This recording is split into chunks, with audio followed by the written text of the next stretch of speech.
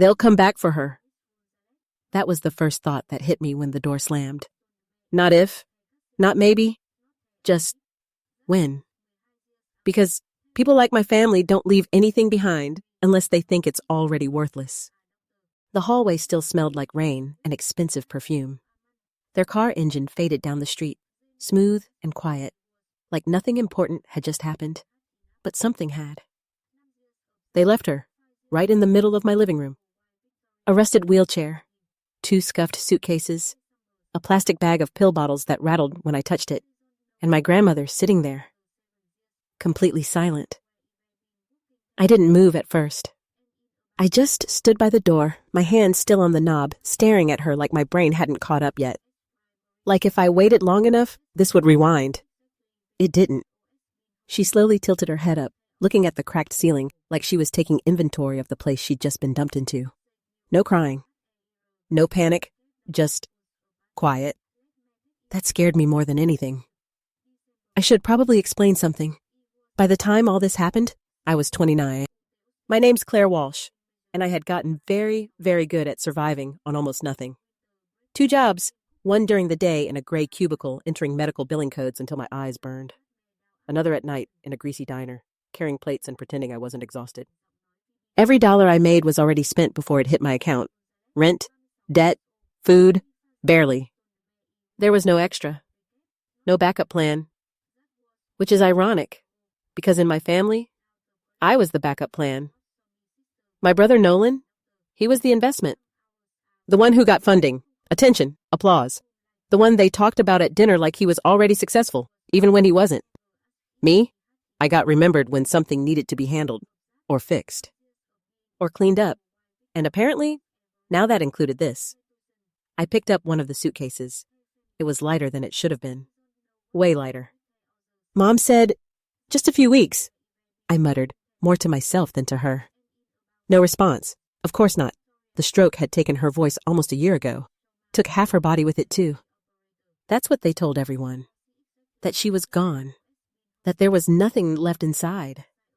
Funny how fast people decide someone doesn't matter anymore once they stop being convenient. I dragged my mattress off the frame that night. There wasn't anywhere else to put her. I built a corner for her on the floor with every blanket and towel I owned, plugged in a cheap nightlight so she wouldn't wake up in total darkness. Then I lay down a few feet away, on the hardwood, staring at the ceiling, counting numbers in my head. Medication costs, extra shifts, food I could skip. I was already barely holding things together. And now I had someone else's entire life sitting in my living room. I turned my head toward her. She was awake, not looking at me, just listening, watching. I don't know how to explain it exactly, but something felt off. Not about her, about them. My parents weren't careless. They were selfish, sure, but never sloppy. The way they rushed out. The way Nolan wouldn't look at her. The way my mother kept talking about temporary without giving a single detail. It didn't line up. People don't panic like that over inconvenience. They panic when something is about to catch up with them. I exhaled slowly, staring into the dark.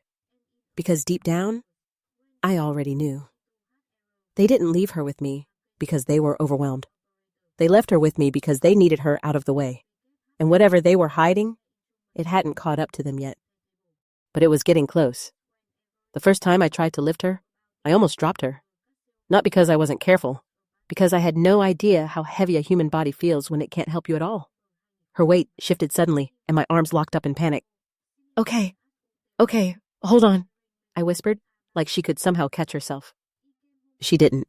She just looked at me, calm, watching, like she was measuring something. I adjusted my grip, heart racing, and somehow managed to get her from the mattress into the wheelchair without either of us hitting the floor. My back screamed instantly. That was day 1. By the end of the first week, my apartment didn't feel like a home anymore. It felt like a cramped, poorly equipped hospital room where everything was slightly wrong. Too small, too dark, too fragile. I switched my diner shifts to late nights so I could be home during the day, which meant less money. Which meant everything got tighter. Sleep became something I borrowed in pieces. 15 minutes here, 20 minutes there? Every sound woke me up. Or worse, no sound at all. I'd sit up in the dark, holding my breath, waiting to hear hers. Just to make sure she was still there, still breathing. The thing is, they were wrong about her. Not just a little wrong, completely. She couldn't speak. That part was real. But everything else? She saw everything. Every time I skipped a meal and pretended I wasn't hungry. Every time I watered down her soup so it would last another day. Every time I hesitated before opening another prescription bottle, calculating whether I could afford the next refill. Her eyes followed it all. Quiet, sharp, aware. We didn't talk, but somehow we started communicating anyway. It began small.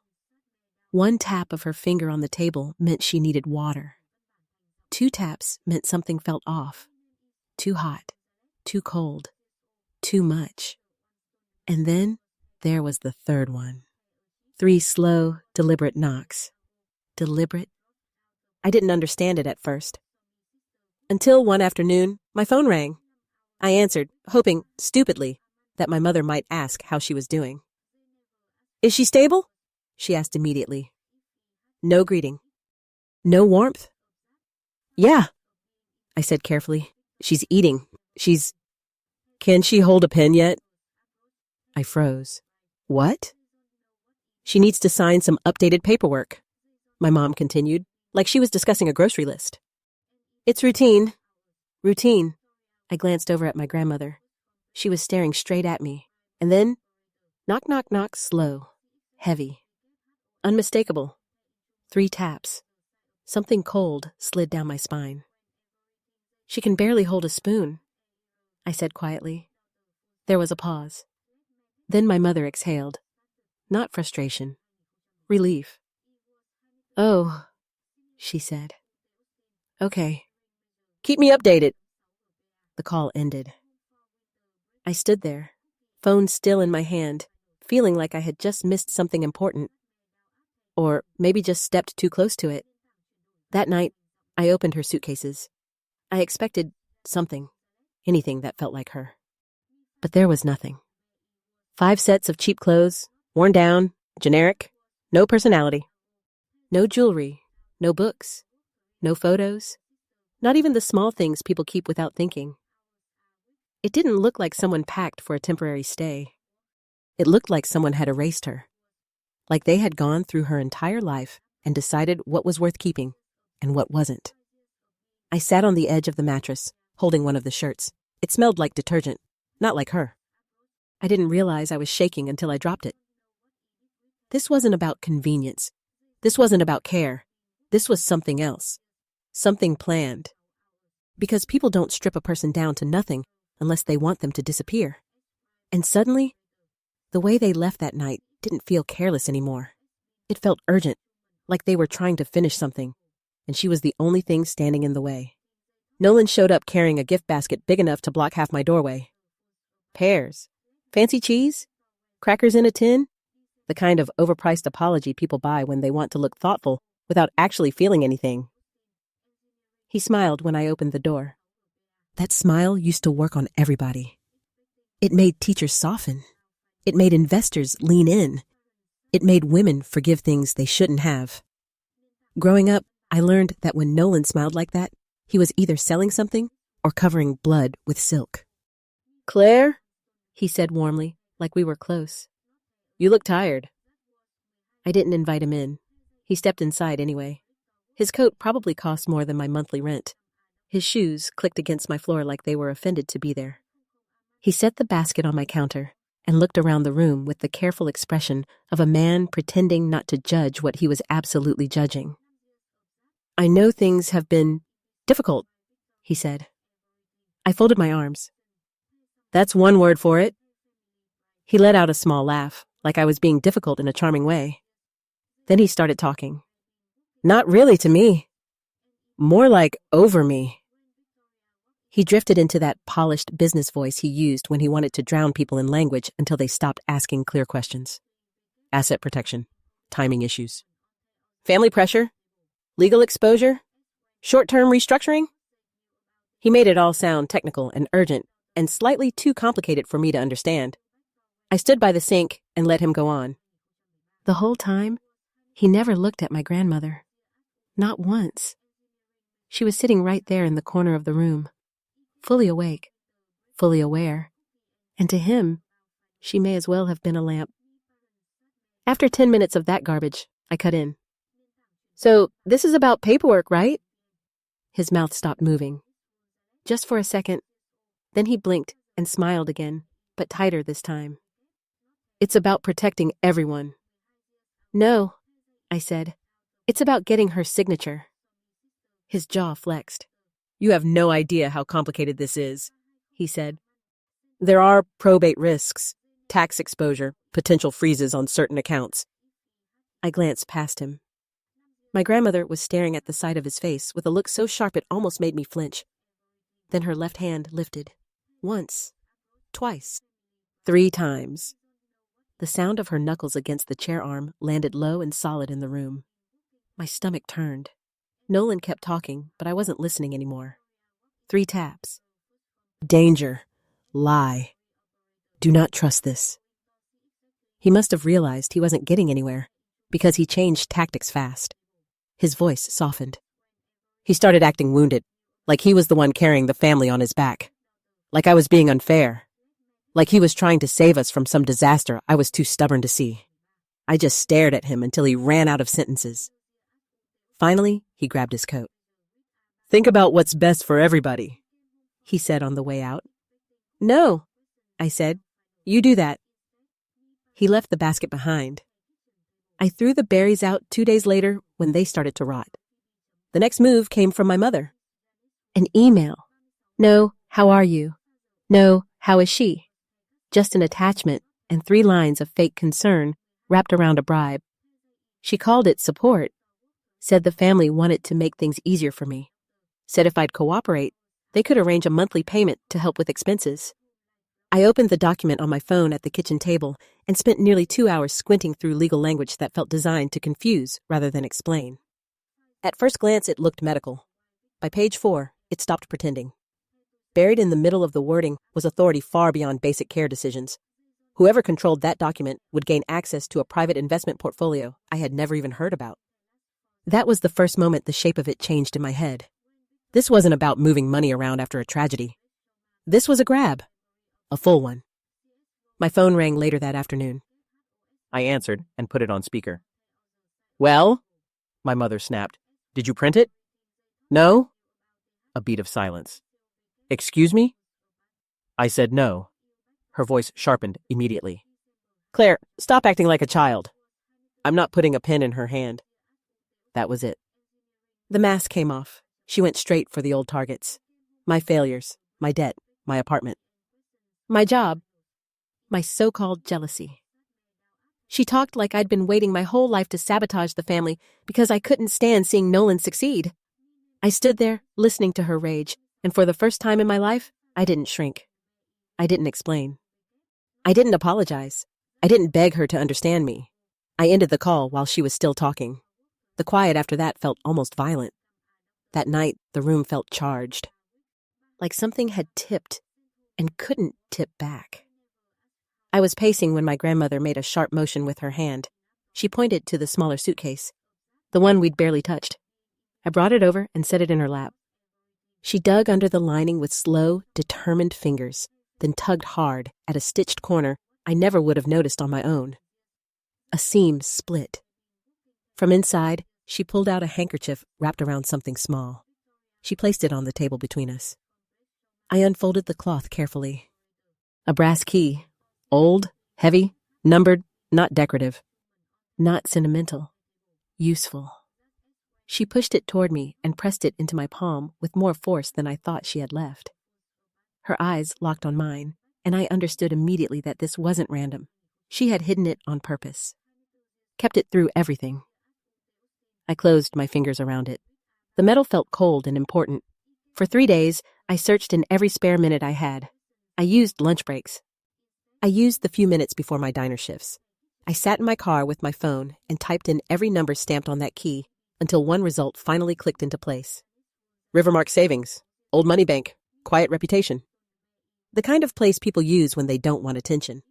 I went there on a Tuesday afternoon in my work clothes, trying to look more confident than I felt. The lobby smelled expensive. Wood polish, marble. Climate control. I walked up to the teller and slid the key across the counter. "I'm checking on something for my grandmother," I said. That part was true. The teller entered the numbers and stared at her screen long enough to make my pulse pound in my throat. Then she looked up. "I can't give you access," she said. I nodded, already expecting that, but then her expression shifted. "It is active," she added quietly. "And still in her name." My fingers tightened around the edge of the counter. Before I could ask another question, she lowered her voice even more. "You're not the first family member who's asked." I went still. She glanced toward the office hallway, then back at me.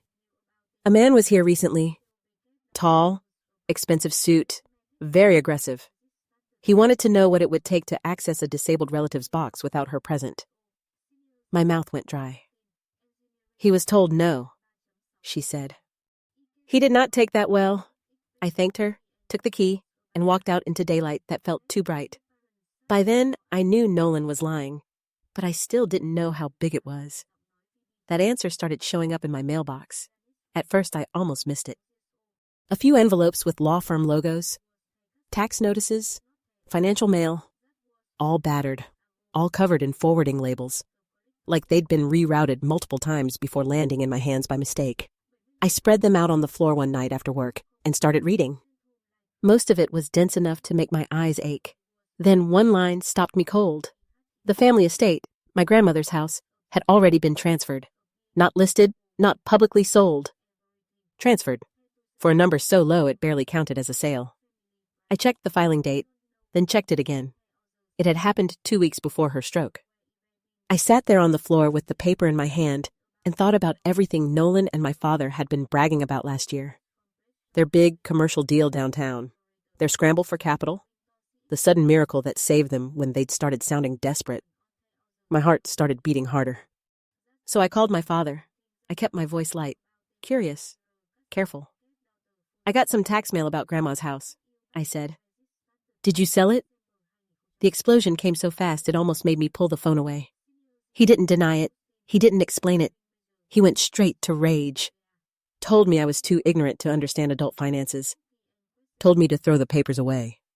Told me to stop digging into things that had nothing to do with me. Then he threatened me. Not clearly. Not enough to quote. But enough. When the call ended, I stood in the hallway staring at the wall, breathing through a cold rush of certainty. You don't react like that unless the truth has teeth. Suspicion wasn't enough anymore. I needed records. So I called Sarah, an old friend from high school who worked at the county recorder's office, and asked for a favor I hated asking for. 2 days later, she sent me the transfer file. I opened it at my kitchen table. The property hadn't gone to some outside buyer. It had been folded into a limited liability company. I scanned the registration page, and there it was. Walden Crest Redevelopment, managed by Nolan Walsh. My father listed underneath him in an advisory role, just far enough back to look clean. I sat there staring at the screen until the room seemed to tilt. They hadn't abandoned my grandmother because caring for her was hard. They parked her in my apartment because they needed her hidden, out of sight, away from her lawyer, away from anyone who might ask questions while they stripped her life down to cash. I wasn't the caregiver they trusted. I was the lock they thought they controlled. The outlet sparked so hard it lit up the whole wall for half a second. Then half my apartment went dark. I stood there holding the heater plug, staring at the blackened socket, the smell of burnt plastic crawling into my throat. Of course this would happen now. I didn't even have enough money to fix a basic electrical issue. Not properly. Not safely. I leaned my forehead against the wall for a second, eyes closed, trying to think. Then I remembered him, Evan, the guy who fixed the fryers at the diner. Quiet, didn't talk much. But when something broke, he fixed it right the first time. I called him the next morning from work, trying to keep my voice steady. "Hey, I don't know if you do side jobs, but I'll come by," he said. No hesitation, no questions. He showed up 2 hours later. Work boots, tool belt. No nonsense. He walked straight past me into the apartment, crouched down by the outlet, and got to work like he'd been there before. But while he worked, he looked. Not in a rude way, in a careful way. He noticed everything. The mattress on the floor, the wheelchair blocking half the walkway, the tight space that made every movement harder than it needed to be. He didn't comment on it. He just fixed the outlet, packed up his tools, nodded once, and left. I thought that was it. It wasn't. The next day, he came back, this time with metal bars, a drill, and a box of bright light bulbs. "You're gonna hurt yourself," he said simply. Before I could even respond, he was already in the bathroom, measuring the wall. He installed grab bars next to the toilet, reinforced the one near the shower, swapped out the dim bulbs for stronger ones that actually lit the hallway. He didn't ask for permission. He didn't ask for money. He just fixed what was broken. And for the first time in weeks, something in my chest loosened. Not completely, but enough to breathe. My grandmother watched him the entire time, silent, observing. Her gaze was always sharp, always calculating. But with him, it shifted slightly. Not soft, not warm, just less guarded. On his third visit, as he zipped up his bag and headed for the door, her hand lifted. "One tap." He paused. I smiled without thinking. "That means she approves." He glanced back at her, gave a small nod, then left. That should have been the end of it. But a few nights later, I fell asleep at the table, completely out. I don't even remember when. I just know I woke up disoriented, my neck stiff, my body aching, and there was a blanket draped over my shoulders. The apartment smelled different. Warmer, like real food. I turned. Evan was in my kitchen, stirring something on the stove. I blinked, trying to process it. How did you? "Key under the mat," he said calmly. "You weren't answering. I figured something was wrong." I should have been mad. Someone walking into my apartment uninvited? That should have set off alarms. But instead, I just sat there, watching. He had already organized her medications into a cup. He mashed the food so it was easy to swallow. He talked to her like she could answer. Not slowly, not like she was a child. Normally. I didn't realize how tense I'd been until that moment, until I saw someone else carry part of the weight. Later, after she was settled, we sat across from each other with cheap coffee between us. And I told him everything. Not in pieces, all of it. The key. The bank, the documents, the company, the threats. I expected him to back off after that. People usually do. Family drama like this, it scares people away. But he didn't. He just listened. Quiet, focused. Then he said something that hit harder than anything else had. "People don't come back for someone like that unless she still has something they need." I looked at him. He didn't look surprised. He didn't look unsure, just certain. And suddenly, everything felt clearer. They weren't desperate. They were scared. Scared of what she still had. Scared of what she still knew. That night, after he left, the apartment felt different. Not safe. Not calm. But prepared. Like something was building. And then, a few nights later, I heard it. A sound from her corner. Not a movement. Not the chair. Something else. Rough. Broken. Like air forcing its way through something that didn't want to work. I sat up slowly in the dark, heart starting to pound, and then I heard it again. A sound that shouldn't have been possible. She was trying to speak. It wasn't a word. Not yet. Just a raw, scraping sound. Like something buried too long was forcing its way back up. I pushed myself off the floor and crawled toward her corner. My heart hammering so hard it felt like it might wake the whole building. Hey, it's okay," I whispered, even though I didn't know what I was calming, her or myself. She wasn't panicking. That was the first thing I noticed. Her eyes were wide, focused, locked on me with an intensity that didn't match the sound coming out of her throat. She was trying. Again. A breath dragged in. Then, the The sound snapped apart halfway through, like her body refused to cooperate. I froze. For a second, I didn't move, didn't speak, didn't even breathe properly. Because everything I had been told, everything they had insisted, was collapsing right in front of me. She can't talk. That's what they said. She doesn't understand anything. That's what they told everyone. But she was here, straining, fighting, forcing something through. I grabbed the edge of the mattress and leaned closer. You don't have to, I said softly. You don't have to push it. Her fingers tightened suddenly around my wrist. Hard. Her eyes sharpened, and then she forced it again. No. The word came out broken, dragged across her throat like it hurt to exist. But it was clear. Clear enough. A chill went through me. No what? I whispered. She swallowed, her jaw trembling, gathering whatever strength she had left. Trust? Another pause. Longer this time. Her grip tightened again. No, Len? I sat there, completely still. The room felt too small, too tight. Like something invisible had just shifted and there was no way to push it back.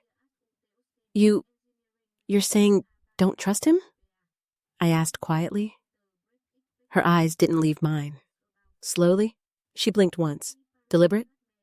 Yes. I swallowed hard, my mind racing back through every conversation, every visit, every word he'd said since showing up at my door with that basket. It all felt different now. Sharper, more dangerous, more... And then I realized something else. She hadn't made a sound during the day. Not once. Not when my mother called. Not when Nolan stood in the room talking. Not even when Evan was here. Only now. Only in the middle of the night.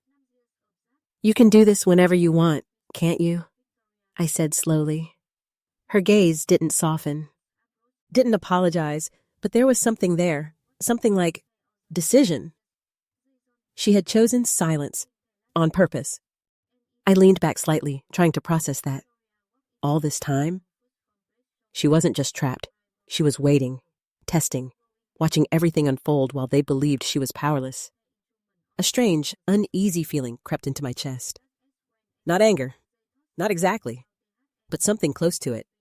Because if she had been able to make sound, even a little, she could have stopped some of this sooner. Could have warned me earlier. Could have... My thoughts cut off as she shifted again. Her breathing was heavier now, like every word cost her more than it should. But she didn't stop. Not completely.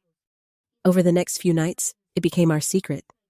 She would wait until everything was quiet, until the hallway outside settled, until the building stopped creaking. Then she would try.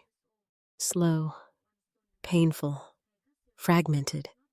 And I would sit beside her with a notebook, writing down whatever I could piece together. House, she whispered one night. I wrote it down. Not sold. A pause. Her fingers tightened against my sleeve. Stolen. My chest tightened. Another night. Bank. Box. Another. Ledger. And then, judge. The words came out broken, scattered across different nights, but they started forming something. Not just suspicion, a timeline, a warning, a plan that had existed before any of this happened, before the stroke, before they thought they had won. I sat there one night, flipping through the pages of my notebook, connecting the pieces she'd given me. The house, the bank, the hidden documents, the urgency. And something else started to settle in. Something colder. They hadn't just taken advantage of her condition. They had been trying to get to something before she could stop them. And when they couldn't, they removed her from the equation. I looked up at her. She was watching me again. Not helpless, not confused. Sharp, fully aware. Like she had been ahead of all of us the entire time. And for the first time since she arrived, I realized something that made my stomach drop. I hadn't just been taking care of her. I had been part of her plan. The envelope was already on the floor when I opened the door. Thick, cream-colored, too official for anything good. I almost stepped over it. Then I saw the return address. A law firm. Not just any firm, the kind with a reputation. Expensive. Aggressive. The kind that doesn't send letters unless something is already in motion. My fingers hesitated before picking it up. For a second, I considered not opening it at all. Like somehow leaving it sealed would delay whatever was coming. It wouldn't. I tore it open. The words hit hard and fast. Formal. Cold. Precise. They were coming for custody. Not asking, not negotiating, accusing. According to the document, I was unfit, financially unstable, negligent, a risk to her safety. They listed everything. My apartment size, my income, my work schedule, every weakness in my life, laid out like evidence. I sat down slowly on the edge of the table, the paper still in my hand, my pulse starting to spike. They weren't bluffing anymore. They were building a case. And they weren't just aiming to take her. They were preparing to erase me. That same day, my phone started blowing up. Numbers I didn't recognize, voicemails stacking one after another. I listened to the first one in the kitchen. "Claire, I don't know what you think you're doing," a woman's voice snapped. "Keeping her like that? It's disgusting." I frowned. I didn't even know who it was. The second one was worse. "You should be ashamed of yourself," another voice said. "We've all heard what's going on." Heard what? By the third message, I understood. My mother had already moved. She wasn't fighting me directly. She was turning everyone else against me, painting me as the villain. A greedy granddaughter trapping a sick old woman in a run-down apartment to get control of her money. I leaned against the counter, gripping the edge until my knuckles went white. The irony almost made me laugh. Almost. I was skipping meals, working double shifts, taking out loans just to keep things running, and somehow I was the one exploiting her. I deleted the messages, didn't respond, didn't explain, because I already knew it wouldn't matter. This wasn't about truth. It was about control. Later that night, my phone rang again. Unknown number. I almost ignored it, but something told me to pick up. "Hello? Hi, I'm calling to confirm the transfer request for your grandmother." I froze. "From Dayton to our facility in Indiana. We just need final confirmation before processing." My grip tightened on the phone. "I think you have the wrong number." "No, ma'am," the woman said politely. "This number is listed as the primary emergency contact." My stomach dropped. Transfer. Indiana. That wasn't a suggestion. That was distance. Distance meant isolation. Control. "How soon is this supposed to happen?" I asked carefully. "Within the week," she replied. "Once authorization is finalized." Authorization? Someone had already started the process. I ended the call slowly, then just stood there. Trying to breathe, trying to think. They weren't just trying to take control legally anymore. They were trying to move her. Get her out of the city. Out of reach. Out of sight. And once she was gone, everything else would be easier. The room felt smaller again. Tighter. Like the walls were closing in. For a few minutes, I let it hit me. The fear. The imbalance. The fact that they had money, lawyers, connections, and I had none of that. I was outmatched. Completely. But then I looked over. She was watching me. Not panicked, not helpless. Waiting. That steady, sharp look that said one thing clearly. Do something. I exhaled slowly. Then I grabbed a notebook. If I couldn't outpower them, I'd outrecord them. Every pill, every meal, every movement. Every call they made, every threat, every detail. If they wanted to turn this into a case, I'd give them one, just not the one they expected. I sat down at the table and started writing. And for the first time since that envelope hit the floor, I stopped reacting and started preparing. The first thing Mara said after reading the letter was, They're not trying to win fairly. She didn't even look surprised. We were sitting in a cramped office above a laundromat that smelled faintly like detergent and heat. Papers stacked everywhere. Coffee rings on the desk. Nothing about the place looked powerful. But she did. Sharp eyes. No wasted words. They're building a narrative, she continued, flipping the pages back toward me. And it's a dangerous one.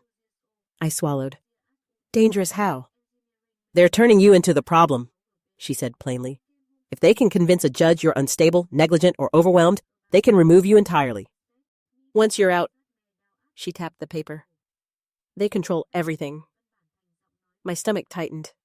I already knew that, but hearing it said out loud made it heavier. So, what do I do? I asked. She leaned back in her chair, studying me for a moment. Prove them wrong, she said. On paper, in detail, every single day. I nodded slowly. I've already started, I said, pulling out one of the notebooks. Her eyes flicked down to it, then back to me. Good, she said. Now we make it airtight. The next few days blurred together. I documented everything. Not casually, obsessively, times, dosages, meals. Sleep. Every movement she made. Every sign of awareness. Every response. I recorded videos of her completing simple tasks. Logged her reactions. Captured the way her eyes followed conversations. And every time my phone rang, I recorded that too. My mother didn't hold back anymore. Her voice on those calls was sharper, uglier. No pretending. You're embarrassing this family, she snapped in one recording. You think you can outplay us? She hissed in another. I didn't argue. Didn't defend. I just let her talk. Let her dig. Let her create the evidence herself. Evan helped without making it feel like help. He drove me downtown the morning Mara called and said we needed a doctor. Not just any doctor. Someone certified. Neutral. Someone the court couldn't dismiss. It cost more than I could afford. I paid anyway. The neurologist arrived 2 days later. I was nervous. More than I expected. Because this was the turning point. If she shut down, if she didn't respond, if anything looked off, it would confirm everything they were claiming. But she didn't. She was ready. The moment the doctor stepped into the room, something in her posture changed. Subtle. Controlled. Focused. He asked questions. Not spoken answers. He knew she couldn't give those. He tested recognition. Patterns. Memory. Logic. And she followed every step. Pointing. Nodding. Reacting with precision that felt almost surgical. I watched the doctor's expression shift slowly from neutral to curious to impressed. He stayed longer than scheduled, asked harder questions. She didn't break, didn't hesitate. When he finally packed up, he looked at me differently. She understands everything, he said. Completely. My chest tightened. He glanced at her, then back at me. Her speech is impaired, he added, but cognitively, she's intact. That one sentence changed everything. Mara filed the report immediately.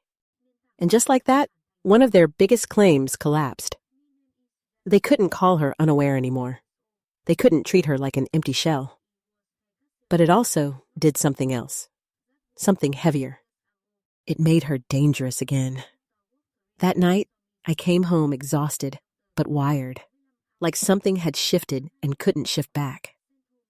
I walked down to the mailboxes in the lobby, still thinking about what came next. That's when I saw it. Mine was open, not just unlocked, broken. The metal bent outward like someone had forced it open with a tool.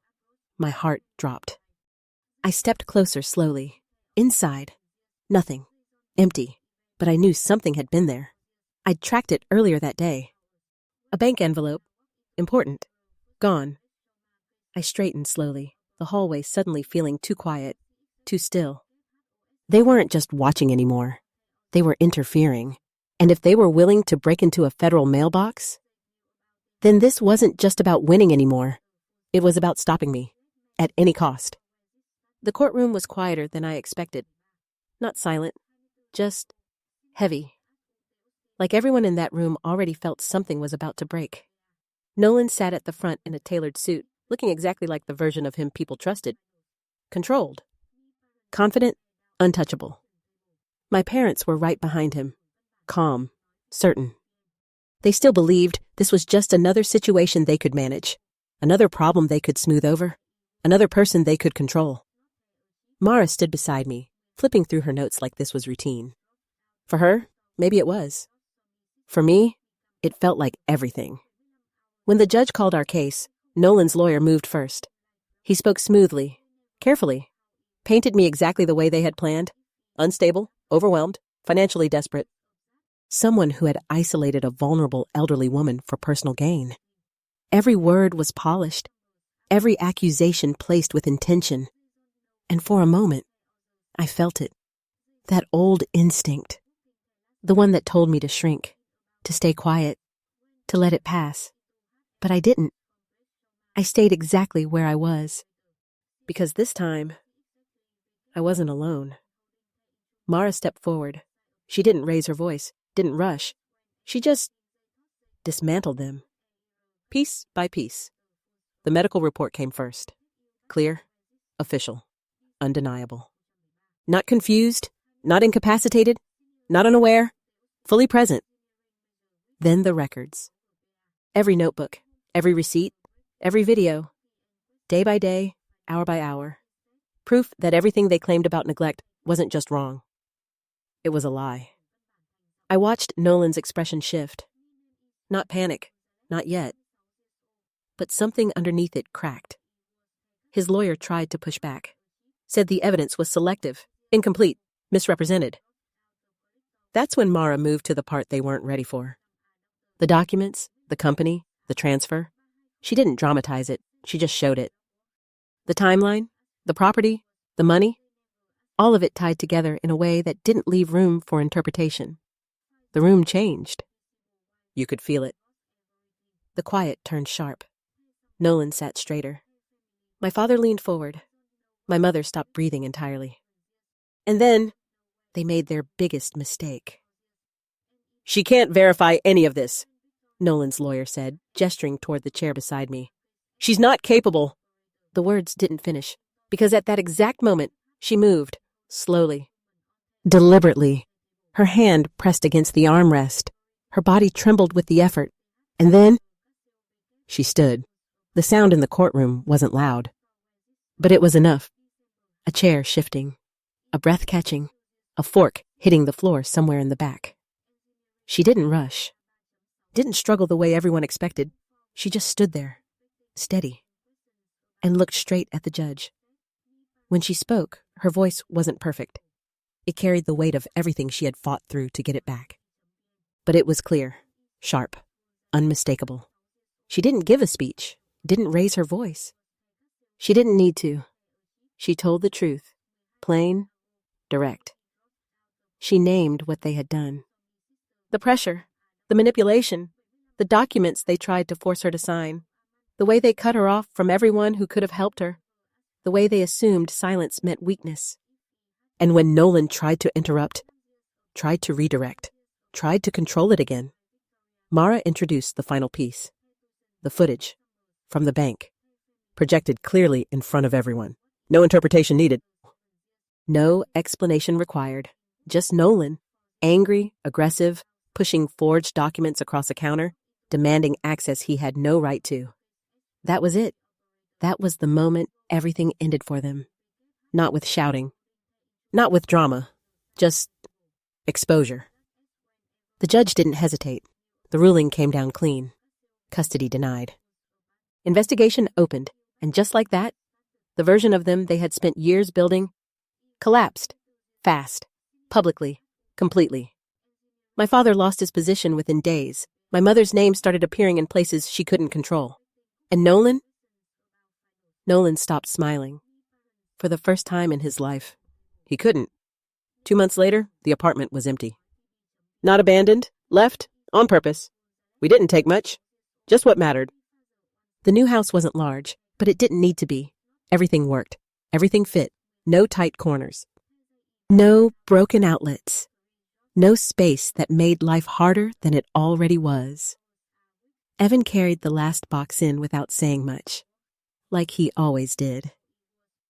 Fixed the back door hinge before I even asked, then just stayed. And not because anything had changed, but because nothing about him had. That mattered more than anything else. That first morning felt quiet, not heavy, not tense, just quiet, the kind that doesn't make you wait for something bad to follow. I stepped onto the porch with 2 cups of coffee.